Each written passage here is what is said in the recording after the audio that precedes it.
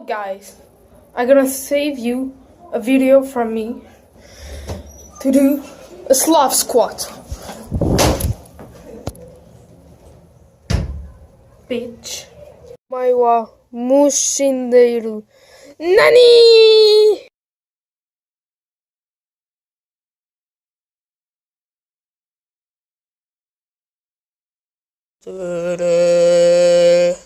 All my troubles seem so far away. Now it's look has thought they're here to stay. Oh, I believe in yesterday. Salut à tous les amis, on est sur le bateau. C'est trop cool ce bateau. Wesh.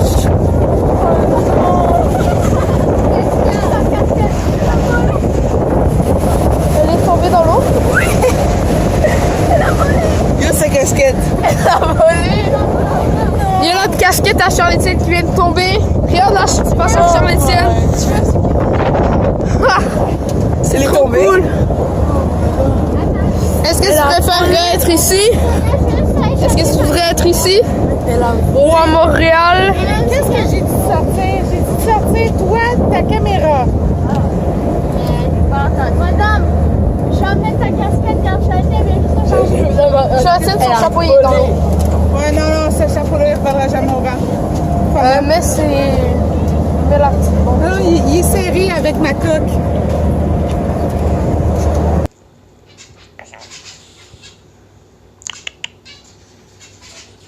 Hello.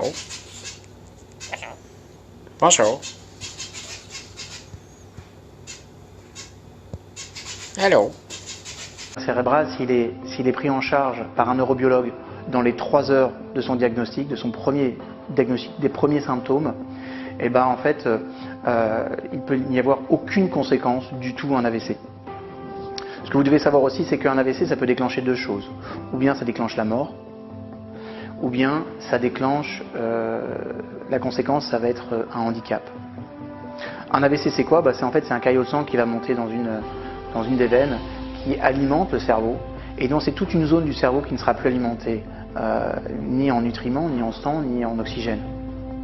Et donc la conséquence, comme je vous l'ai dit, c'est ou la mort, ou un handicap qui sera lié à la zone qui a été touchée. Maintenant, on connaît tous autour de nous, on a tous autour de nous des personnes qui ont été touchées par des AVC. Il suffit simplement de parler autour de nous, et très rapidement vous aurez un oncle, une tante, un cousin qui a eu un AVC. Et moi, ce que je veux aujourd'hui, c'est vous aider vraiment à pouvoir, si vous avez quelqu'un autour de vous qui a un problème, tout de suite, ne serait-ce que lui donner le réflexe de consulter. La dernière fois, je parlais avec un ami qui me disait qu'il avait une de ses copines qui un soir était à un barbecue, et cette copine, en fait, elle était en train de manger avec tout le monde, et à un moment donné, elle a mis un genou à terre. Elle s'est relevée, elle était un petit peu dans les vapes, tout le monde lui a demandé si ça allait. Oui, ça va, j'ai trébuché. Elle semblait un petit peu choquée, mais elle a repris la soirée normalement. Dans la nuit, le mari de cette femme l'a emmenée à l'hôpital parce qu'elle a eu un gros problème, et le lendemain matin, elle était morte. Ok, un AVC. Alors voilà ce qui se passe. Un AVC, dès que vous avez quelque chose qui semble anormal, alors vous voyez, ça peut sembler normal qu'une personne trébuche et dise j'ai glissé sur une racine ou quelque chose, mais ce qui est intéressant, c'est qu'est-ce qui se passe après? Je récupère mon équilibre, je tombe au pire, je récupère mon équilibre et tout va bien. Mais si après on sent que la personne est un petit peu dans les vapes, ou qu'elle est un peu sonnée ou choquée, immédiatement vous devez vous poser des questions. En tout cas, dès qu'il y a une anomalie dans le mode de fonctionnement, vous devez vous poser des questions. L'un de mes meilleurs amis, il est pharmacien, marocain d'origine, et un jour, en fait, il m'a dit, David, j'étais en train de prescrire des ordonnances, de remplir des ordonnances, des papiers, et je me suis rendu compte que je ne pouvais plus écrire en français. Je ne pouvais écrire qu'en arabe. C'est un truc de dingue. Il me dit, j'arrive pas à me concentrer, et je me dis, tiens, il se passe quelque chose, j'ai des fourmillements dans les mains, et il a eu le réflexe immédiatement d'appeler une amie médecin qui dit, oulala, attention, c'est un début d'AVC. Il a été pris en charge, grâce à Dieu, il n'a rien eu. D'accord? Donc, dès que vous avez quelque chose chez une personne qui trébuche, ou qu'il y a quelque chose d'anormal, vous devez avoir les réflexes que je vais vous donner. Premier réflexe, demandez à la personne de sourire. Si elle est incapable de sourire par elle-même, c'est qu'il y a un problème neurologique. D'accord? Alors je ne vais pas vous expliquer tous les tenants et aboutissants, mais une personne doit naturellement pouvoir sourire quand on lui demande. Si elle ne le peut pas, c'est qu'il y a une dimension neurologique qui bloque. Donc là, c'est un soupçon d'AVC. Ensuite, vous pouvez lui demander par exemple de vous dire une phrase toute simple, du style « Tiens, il fait beau aujourd'hui » ou « Je suis venu en voiture »,« Demain, j'irai à l'école ». Bref, la phrase la plus simple du monde. Si elle a du mal à formuler, soupçon d'AVC. Et à la limite, vaut mieux prévenir que guérir. Voilà.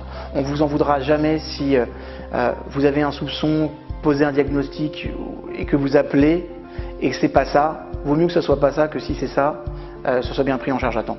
Vous êtes d'accord avec moi? Ok. Donc première chose, le sourire. Deuxième chose, je lui demande une phrase simple.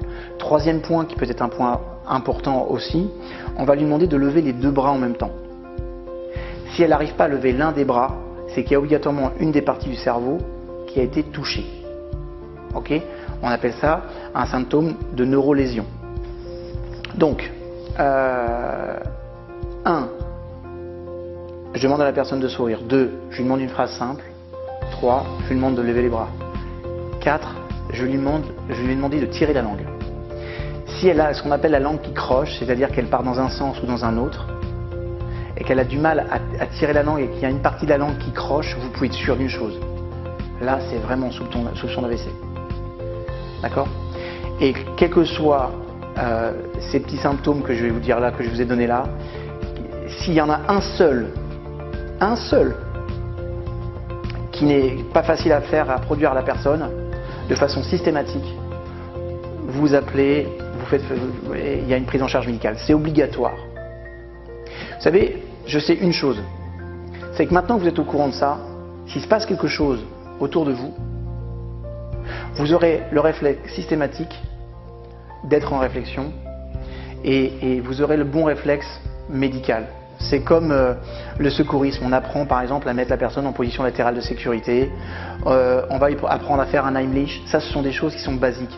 Les AVC sont des choses qui se produisent de plus en plus et vous serez au moins confronté une fois dans votre vie à ce problème.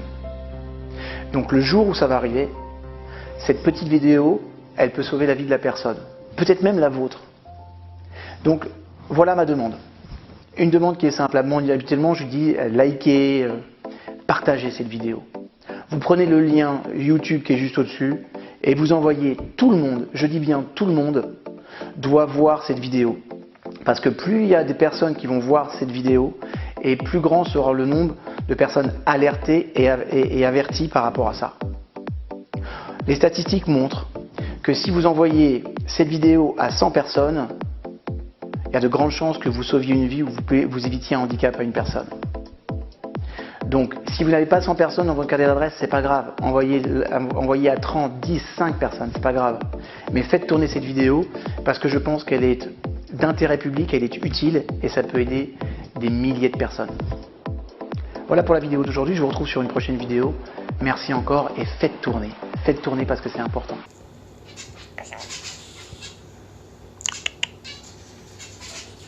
Hello. Bonjour. Hello.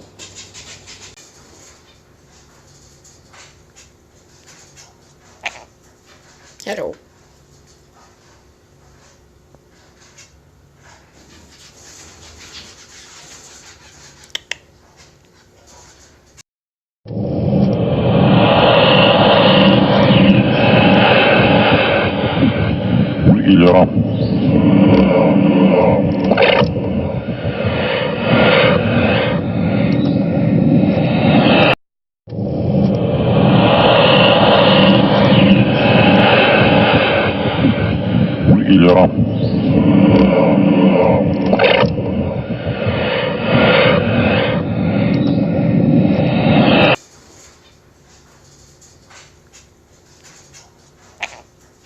Hello.